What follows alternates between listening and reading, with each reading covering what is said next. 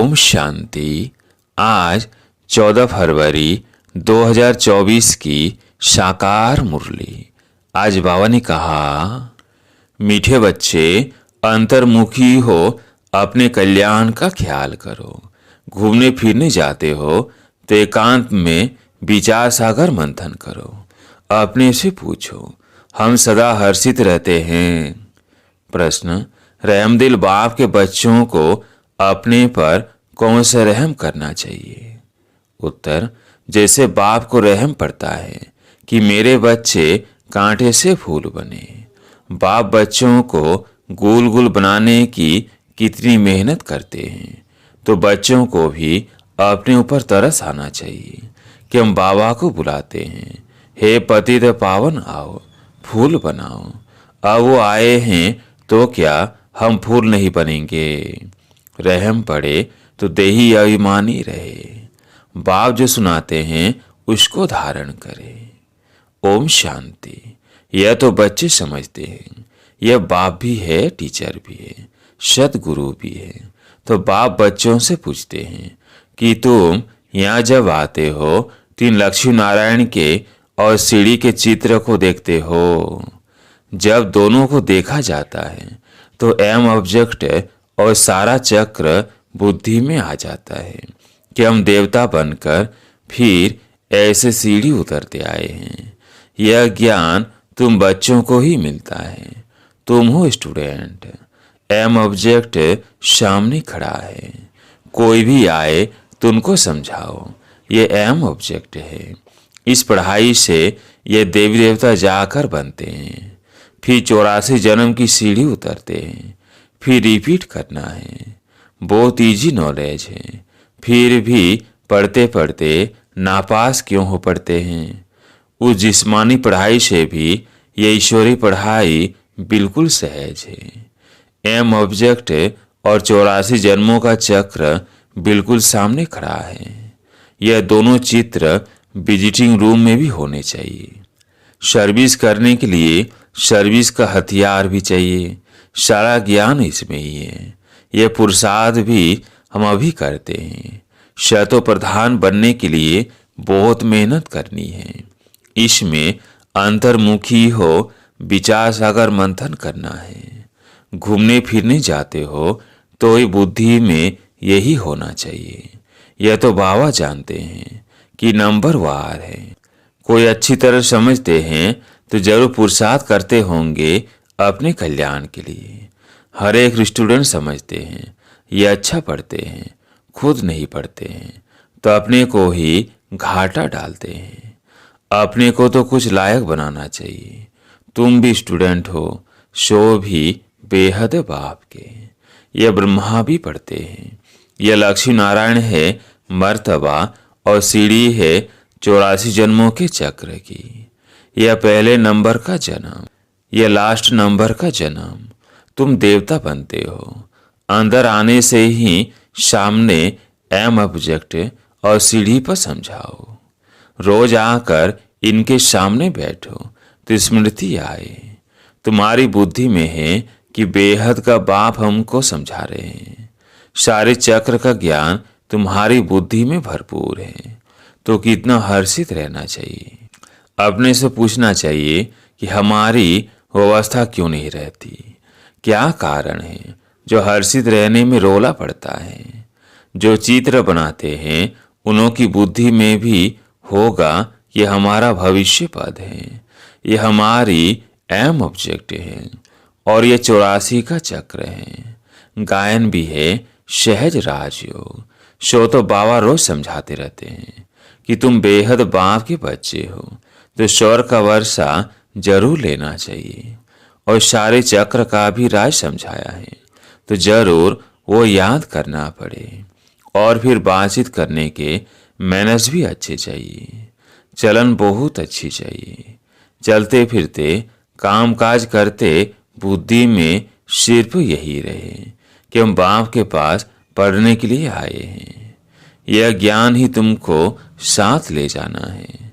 पढ़ाई तो सहज है, परंतु अगर पूरी रीति नहीं पढ़ेंगे तो टीचर को जरूर यह ख्याल रहेगा कि अगर क्लास में बहुत डल बच्चे होंगे तो हमारा नाम बदनाम होगा, इजाफा नहीं मिलेगा, गवर्नमेंट कुछ नहीं देगी। यह भी स्कूल है ना, इसमें इजाफा आदि की बात नहीं। फिर भी पुरुषार्थ तो कराया जाता है ना। चलन को सुधारो, दैवी गुण धारण करो, कैरेक्टर अच्छे चाहिए।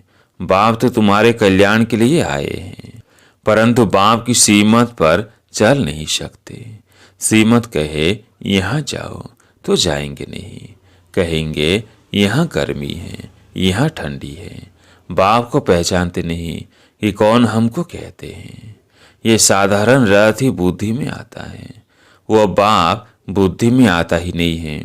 बड़े राजाओं का कितना सबको डर रहता है, बड़ी ऑथोरिटी होती है। यहाँ तो बाप कहते हैं मैं गरीब निवाज हूँ, मुझ रचता और रचना के आदि मध्य अंत को कोई नहीं जानते हैं। कितने ढेर मनुष्य हैं, कैसी कैसी बातें करते हैं, क्या क्या बोलते हैं। भगवान क्या चीज होती है यह भी जानते नहीं। वंडर है ना। बाप कहते हैं मैं साधारण तन में आकर अपना और रचना के आदि मध्य अंत का परिचय देता हूँ। 84 की यह सीढ़ी कितनी क्लियर है। बाप कहते हैं मैंने तुमको यह बनाया था, अब फिर बना रहा हूँ। तुम पारस बुद्धि थे, फिर तुमको पत्थर बुद्धि किसने बनाया। आधा कल्प रावण राज्य में तुम गिरते ही आते हो।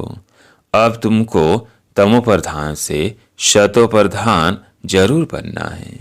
विवेक भी कहता है बाप है ही सत्य, वह जरूर सत्य ही बताएंगे। यह ब्रह्मा भी पढ़ते हैं, तुम भी पढ़ते हो। यह कहते हैं मैं भी स्टूडेंट हूँ, पढ़ाई पर अटेंशन देता हूँ। एक्यूरेट कर्मातीत अवस्था तो अभी बनी नहीं है।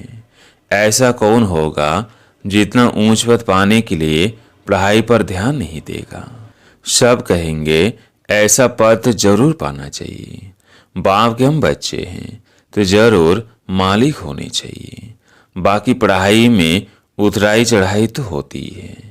अब तुमको एकदम ज्ञान का तंत्र यानी सार मिला है।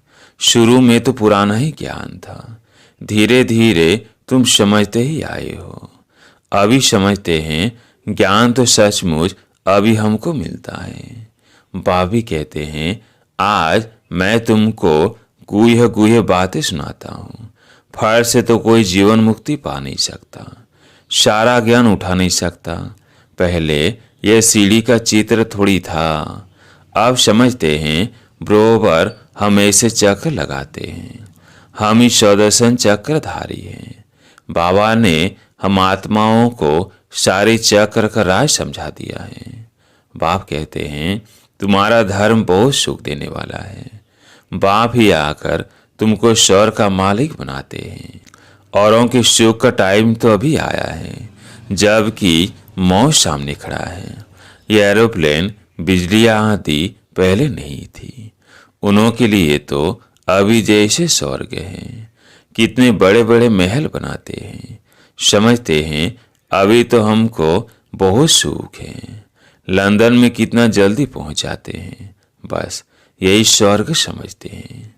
अब उन्हों को जब कोई समझाए कि स्वर्ग तो सतयुग को कहा जाता है, कलयुग को थोड़ी स्वर्ग कहेंगे। नरक में शरीर छोड़ा तो जरूर पुनर्जन्म भी नरक में ही लेंगे। आगे तुम भी यह बातें नहीं समझते थे, अब समझते हो। रावण राज्य आता है तुम गिरने लग जाते हैं, सब विकार आ जाते हैं।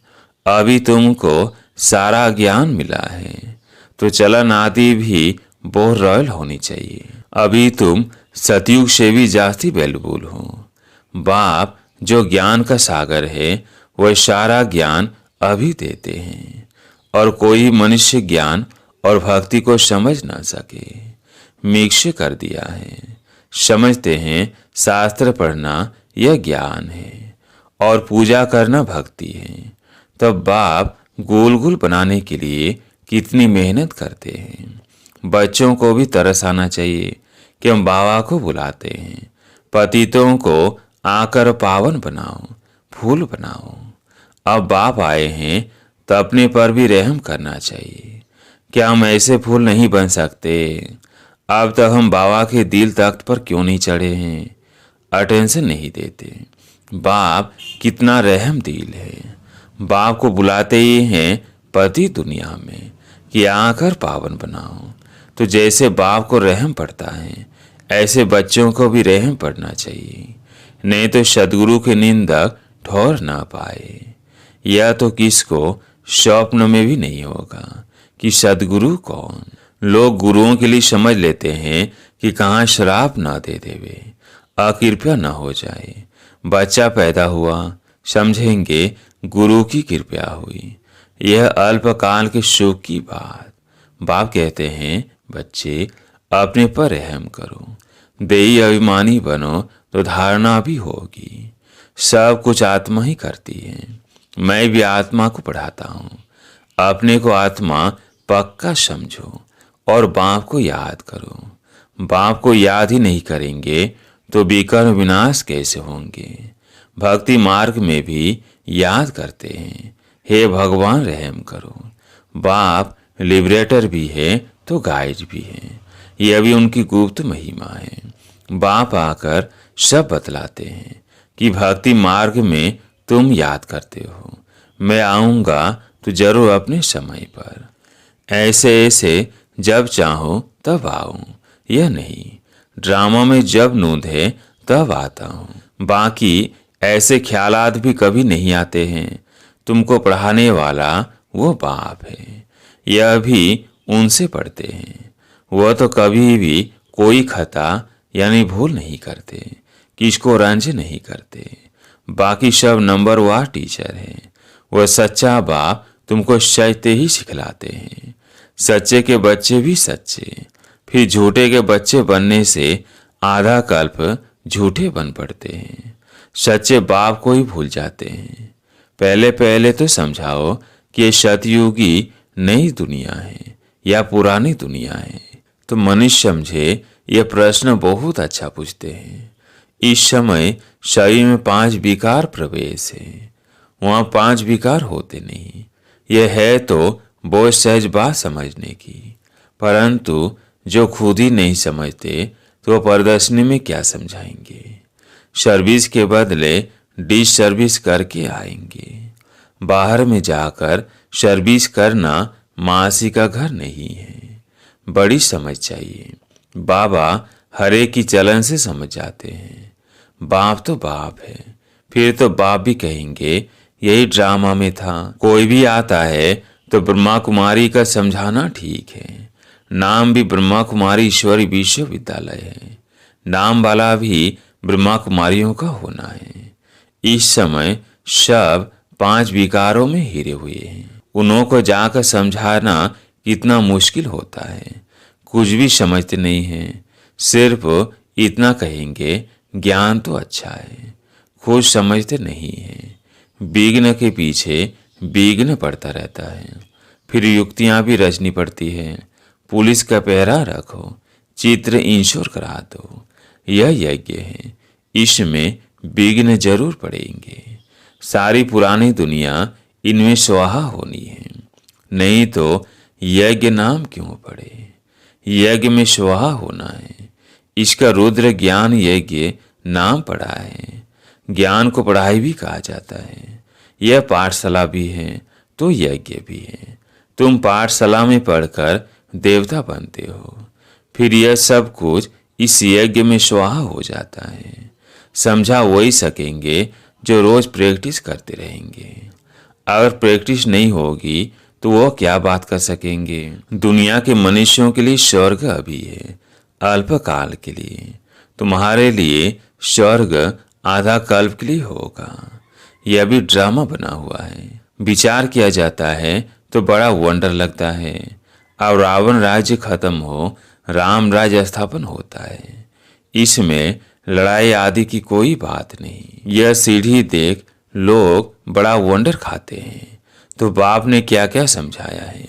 ये ब्रह्मा भी बाप से ही सीखा है, जो समझाते रहते हैं। बच्चियां भी समझाती हैं, जो बहुतों का कल्याण करते हैं।